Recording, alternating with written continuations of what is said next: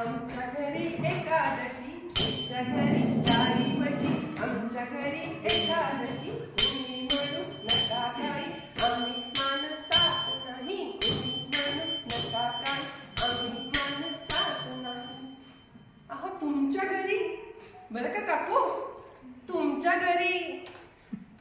घरी सोनं नाणं, आमच्या घरी संत जण, तुमच्या घरी सोनं नाणं, आमच्या घरी संत जण, कोणी म्हणू नका काही, मानसात नाही, म्हणू नका काही, आम्ही मानसात नाही.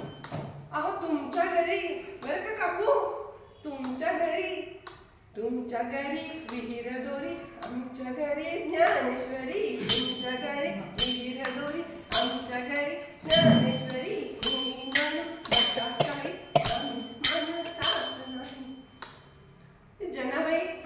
जनाबाईचं आयुष्य आपल्याला माहितीये. ती जन्म झाल्यानंतर तिला कधीच सुख म्हणून कधीच लाभलं नाही.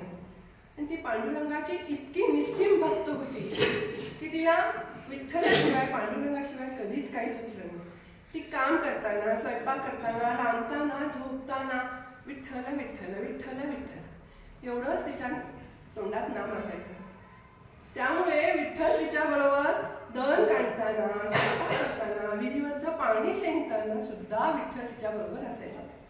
तर अशी ही जनाबाई त्या विठूच्या नामामध्ये इतकी वेडी झाली होती, इतकी वेडी झाली होती की जनाबाई झाली वेडी प्रपंचाचा ध्यास सोडी, जनाबाई झाली वेडी प्रपंचाचा ध्यास सोडी, कोणी म्हणू नका काही, आम्ही मानसात नाही.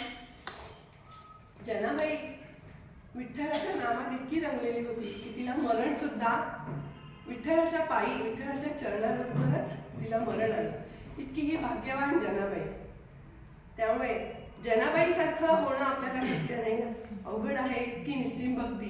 पण त्यातलं एक अंश आपण घेऊ शकतो आणि भारुडांमधून हेच सांगितलं जातं, हेच समाज प्रबोधन केलेलं जातं. बोला पुंडलिक वरदा.